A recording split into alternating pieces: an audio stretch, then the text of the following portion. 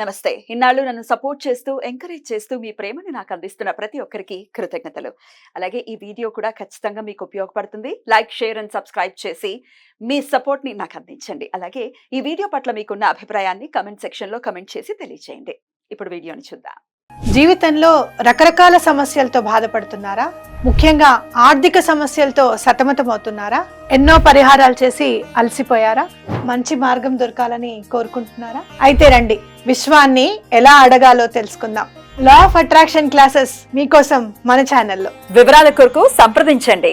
నమస్తే, welcome to our channel. నేను పద్మిని. ప్రస్తుతంతో పాటు ప్రముఖ ఆధ్యాత్మికవేత్త, ఆస్ట్రాలజర్, లైఫ్ కోచ్, బాల త్రిపుర సుందరి ఉపాసకురాలు శ్రీమతి డాక్టర్ ఆర్బి సుధా గారు మనతో పాటు ఉన్నారు. మాట్లాడదాం. సుధా గారు నమస్తే అండి. నమస్కారం పద్మిని. ఎస్ సుధా గారు, బోర్డు మీద మీరు రాశారు. అవును, అన్ని స్తంభన. ఇప్పుడు కరెంట్ టాపిక్ కదా, హాట్ టాపిక్ అయిపోయింది అది. డెఫినెట్లీ. ఇన్నాళ్ళ స్తంభన ఏంటి సుధా గారు? స్తంభన 7th జూన్ వరకు. అవును, స్తంభన అనే దానికి మనం ఆల్రెడీ మాట్లాడుకున్నాం. బట్ జనరల్ గా చెప్పాలి అంటే ఎప్పటికైనా ఇప్పుడు నాట్ ఓన్లీ రిట్రోగ్రేడ్ మోషన్, మళ్ళా నీచ పడినప్పుడు స్తంభన అంటే ఏంటి? మనమే ఉన్నాం, మనకు ఒంట్లో బాగాలేకపోతే ఏం చేస్తాం? అలాగే ఆగిపోతుంది. అలాగే మార్స్ కూడా, అంటే కుజుడు ఏంటంటే స్తంభిస్తున్నాడు అనేది మెయిన్ టాపిక్. ఎక్కడ స్తంభిస్తున్నాడు అనేది వెరీ ఇంపార్టెంట్. స్తంభన అనే దానికి అందుకనే ఎగ్జాంపుల్ కింద అది చెప్పాను అనమాట. అంటే నీచ పడుతున్నాడు. మనకి తెలిసిన ఒక విషయం ఏంటంటే క్యాన్సర్, కర్కాటకంలో నీచపడతాడు అనమాట. అదొకటి కాకుండా మనం ఎప్పటికైనా మాట్లాడుకునేది ఫ్రెండ్షిప్స్ మాట్లాడుకుంటాం. అంటే ఏంటంటే న్యాచురల్ ఫ్రెండ్షిప్స్ ఉంటుంది, న్యాచురల్ ఎనిమినిటీ ఉంటుంది మనకి 9 గ్రహాల్లోనూ. అలాగే ఏంటంటే బెనిఫిక్స్ ఉంటాయి, మ్యాలిఫిక్స్ ఉంటాయి. సో ఈవెన్ బుధుడు ఇల్లు బై ఇట్ సెల్ఫ్ ఇస్, అంటే ఏంటి? స్తంభన ఎక్కడ జరుగుతుంది? క్యాన్సర్. ఇక్కడి నుంచి ఎక్కడ దిగాలి? మనకి మిథునం నుంచి దిగాలి కనుక మిథునం by itself is enemies place అనమాట. సో అక్కడ కూడా ఏంటంటే మనం ఎక్కడైనా తెలియని ప్లేస్ లో కానీ వేరే ప్రదేశంలో వెళ్ళినప్పుడు గబుకుని మనకి తెలియదు ఎలా చేయాలి, పనులు చేయాలో తెలియదు కనుక. అలాగే ఒక ఎనిమి ఇంట్లో ఉన్నాము అంటే కట్టేసినట్టే ఉంటుంది కదా, అలాగే ఉండదు. అందుకోసమే స్తంభిస్తోంది ఎన్ని నెలలు అని చెప్పుకుంటున్నాం అనమాట.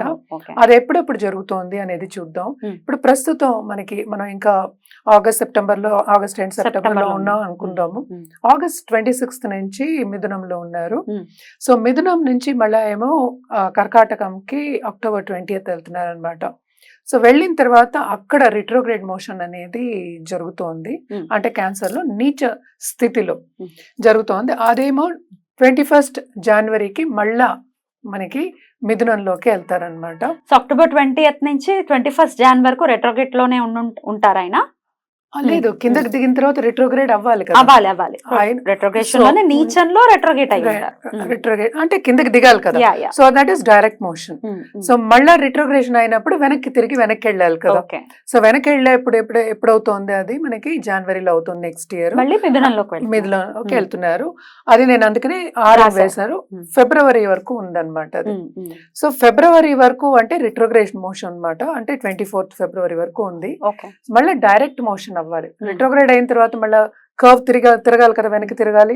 అప్పుడే కదా మనం డైరెక్ట్ మోషన్ రావాలి. So direct motion 24th Feb నుంచి 3rd April మనకి మిథునంలో అవుతున్నారు. దాని తర్వాత ఏంటంటే 3rd April కి మనకి కర్కాటకానికి వస్తున్నారు అనమాట. June 7th వరకు ఇక్కడ ఉంటున్నారు. తర్వాత June 7th కి మనకి సింహంకి వెళ్తున్నారు అనమాట. సో ఇన్ని రోజులు ఏంటంటే ఇది చాలా ఎక్కువ రోజులు. యూజువల్ గా మార్స్ మనకి కుజుడు 45 days లో మనకి మూవ్ అవుతూ ఉంటారు అనమాట. సో ఈ రిట్రోగ్రేడ్ మోషన్ మూలాన్ని అక్కడే తిరగడం మూలాన్ని ఈ 2 రాశుల్లోనే కుజ స్తంభన అనేది ఏర్పడుతోంది. ఎందుకంటే నీచ స్థితిలో ఎవరు ఏం చేయలేరు, అలాగే ఎనిమి హౌస్ లో కూడా ఏం చేయలేరు కనుక. సో ఇవన్నీ ఏంటంటే 12 రాశులు, 12 రాశుల వారికి ఎఫెక్ట్ అనేది ఉంటుంది. అంటే తప్పక ఉంటుంది కదా. మరి 9 గ్రహాలు ఒక గ్రహం అలా అవుతున్నప్పుడు ఉండదా? అలాగే మనకి జూపిటర్ కూడా రిట్రోగ్రేషన్ అవుతున్నారు ఇదే సమయంలో. సో కొన్ని రాశులకి బాగుంటాయి, కొన్ని రాశులకి బ్యాలెన్స్డ్ ఉంటాయి, జరుగుతూ ఉంటుంది. డిపెండ్స్ అనమాట. It is not only that. ఏంటంటే దీంట్లో కూడా మళ్ళా రిట్రోగ్రేడ్ అయినప్పుడు ఒకలా ఉంటుంది, Hmm. డైరెక్ట్ మోషన్ అయినప్పుడు ఒకలా ఉంటుంది. Hmm. సో రెండు విధంగా మనం చెప్పుకోవాల్సి వస్తుంది ఒక్కొక్క రాశికి ఓ అన్నమాట. రెండు చెప్తారు అయితే ఇప్పుడు. అవును, రెండు ఉండాలి అండ్ పరిహారం కూడా ఆబ్వియస్ గా చెప్తారు కదా. అంతే కదా. Right. జనరల్ పరిహారం అంటే మనం కుజుడికి Hmm. జపం అది చేసుకోవడం అనేది జనరల్ గా చెప్పుకునేది. Hmm. మనం ఒక్కొక్క రాశికి చూసి మనం విడివిడిగా చెప్పుకోవచ్చు. తప్పకుండా ఈ ఎక్స్ప్లెనేషన్ ఖచ్చితంగా వినాలి. వినకుండా డైరెక్ట్ గా వెళ్ళిపోవటం, డైరెక్ట్ గా రాశి గురించి తెలుసుకుంటే మనం నాలెడ్జ్ ఉంటే దాని అర్థం ఇంకాస్త బెటర్ గా అర్థం అవుతుంది మనకి. సో అందుకే ఇంత వివరణాత్మకంగా మాట్లాడుతున్నాం అన్నమాట. రైట్, ఇక ద్వాదశ రాశులకి కూడా ఈ కుజ స్తంభన ఎటువంటి రిజల్ట్స్ ఇస్తుందో ఇప్పుడు చూద్దాం. సుధ గారు చెప్తారండి. తప్పక. మరి మీన రాశి వారికి ఎలా ఉండబోతుందండి కుజ స్తంభన? మీన రాశి వారికి కొంతవరకు బాగుంటుందని చెప్పాలి, పాజిటివ్ రిజల్ట్స్ అని చెప్పాలి. ఎందుకంటే సెకండ్ అండ్ నైన్త్ లార్డ్ కదా, ఆయనేమో ఫోర్త్ లో సంచారం జరుగుతోంది. ఈ సంచారం చాలా మంచి సంచారం. రిట్రోగ్రేడ్ అయినప్పుడు కొన్ని ఇబ్బందులు పడతారు. దట్ ఇస్ కామన్, మనం మాట్లాడుకున్నది ఇందాక నుంచి కామన్ గా మాట్లాడుకుంటున్నాము. కానీ వీళ్ళకి ఏంటంటే కుటుంబ పరంగా కొంత అనుకూల పరిస్థితి అనేది ఏర్పడుతుంది. అండ్ ఆల్సో భాగ్యానికి ఆపర్చునిటీస్ వచ్చే ఛాన్సెస్ ఎక్కువ ఉన్నాయి అని చెప్పుకోవాలన్నమాట. అంటే ఏంటి, మనం ఇదివరకు చేసిన పని ఏదైనా మనం ముగించలేదు అంటే అవన్నీ కూడా ఫినిష్ చేసే ఛాన్సెస్ ఉంటాయి. అలాగే మనం చూసాము అంటే వీళ్ళకి ఆపర్చునిటీస్ అనేవి ఎక్కువ ఉంటాయి. ఎస్పెషలీ వీళ్ళకి ట్రావెలింగ్ అంటే బయట దేశాల నుంచి వీళ్ళకి సపోర్ట్ వస్తుంది. ఆన్లైన్ బిజినెస్ చేసే వాళ్ళకి బిజినెస్ పరంగా కూడా గ్రోత్ అనేది ఎక్కువ కనిపిస్తుంది అనమాట. సో ఎస్పెషలీ రిట్రోగ్రేడ్ అయినప్పుడు కాదు, మిగతా పీరియడ్లో. అండ్ ఆల్సో మనం చూసామంటే సెకండ్ లార్డ్ ఎప్పుడు నీచ పడతాడో కొంతవరకు కుటుంబంలో వీళ్ళది పై చేయి ఉండొచ్చు. అంటే నీచ పడతారు కదా, మిగతా వాళ్ళందరూ కొంచెం తగ్గొచ్చు, వీళ్ళు పైకి ఉండొచ్చు అనమాట. సో అలాంటి పరిస్థితి అనేది రావచ్చు అనమాట. బాగుంటుంది, వాళ్ళకి బాగుంటుంది కదా అది. అండ్ ఆల్సో ఫైనాన్షియల్ విషయానికి వస్తే కూడా స్టెబిలిటీ అనేది వీళ్ళకి కొంతవరకు వస్తుంది అని చెప్పుకోవాలన్నమాట.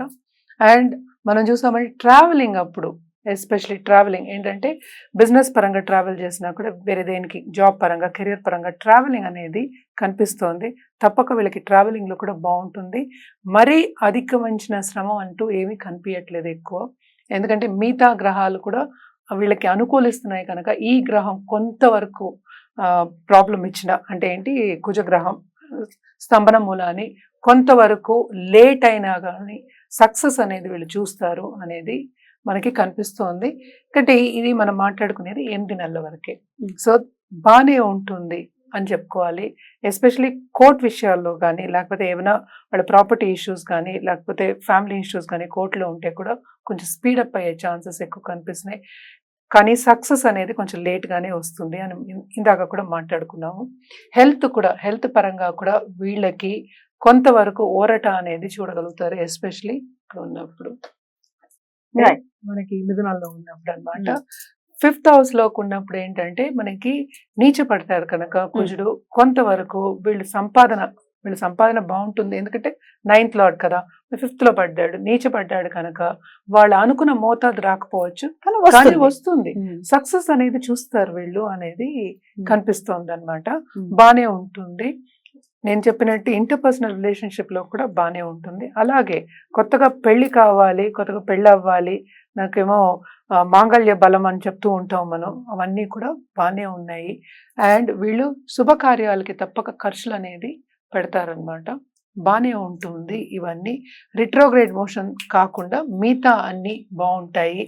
సక్సెస్ఫుల్ గానే ఉంటుంది ఈ రాశి. ఎందుకంటే ఇప్పటి వరకు మనం మాట్లాడుకునేది ఏంటి, ఈ రాశి వాళ్ళకి అంత బాలేదు అన్నమాట. సో కొంతవరకు, ఎందుకంటే మనం విత్ రెస్పెక్ట్ టు దట్టే మనం మాట్లాడుకుంటున్నాం కనుక ఇది కొంతవరకు వాళ్ళకి సక్సెస్ అనేది చూపిస్తుంది అని చెప్పుకుంటున్నాం. అలాగే వీళ్ళు రెమెడియల్ మెజర్స్ చేయాలి అంటే తప్పక గురువుకి మనం కాళ్ళు పట్టుకోవాలి, అంతే కదా. సో గురువారం మనం టెంపుల్కి వెళ్ళడం కానీ, లేకపోతే గురువుని పూజించడం కానీ చేసుకోవచ్చు. లేకపోతే గురువే నమః ఎవ్రీడే చాంట్ చేసుకోవచ్చు అనమాట. అలాగే నేను అన్నట్టు శక్తి పూజలు చేయడం అనేది వెరీ వెరీ ఇంపార్టెంట్. థర్స్డే ఎవరైనా సరే ఏ గురువుకున్నా కొలవడం అనేది వెరీ ఇంపార్టెంట్ అనమాట. ఇవన్నీ చేసుకున్నప్పుడు వీళ్ళకి తప్పక పాజిటివిటీ అనేది ఇంకా పెరుగుతుంది. పాజిటివ్ రిజల్ట్స్ అనేవి చూస్తారనమాట. తప్పక కోర్ట్ కేసెస్ ఉన్న వాళ్ళు మాత్రం తప్పక చేసుకోండి ఇది. రైట్, బ్యూటిఫుల్ అండి. ద్వాదశ రాశులకి కూడా కుజ స్తంభన వల్ల ఎటువంటి రిజల్ట్స్ ని వస్తాయి, ఎటువంటి పరిహారాలు చేసుకోవాలనేది సవివరంగా తెలియజేశారు. ఈ సుమారుగా 8 నెలలు, మీరు అన్నట్టుగా 8 నెలలు కూడా ప్రతి ఒక్కరూ ఇంచుమించుగా జాగ్రత్తగా ఉండాలి. ఒక్క వృశ్చిక మీన రాశుల వాళ్ళకి మాత్రం బాగానే ఉంది అని చెప్పారు, బాగుంది అని చెప్పారు ఇన్ఫాక్ట్. సో వాళ్ళకి డెఫినెట్ గా ఒక మంచి పీరియడ్ గా కన్సిడర్ చేసుకోవచ్చు. మిగతా వాళ్ళందరూ కూడా భయపడాల్సిన అవసరం లేదు. పరిహారాలు చేసుకుని ఆ భగవంతుడిని ఆశ్రయించి ఈ కుజస్తంభన పీరియడ్ ని చాలా జాగ్రత్తగా అందరూ డీల్ చేయాలని మనవి చేస్తూ thank you so very much అండి. నమస్తే.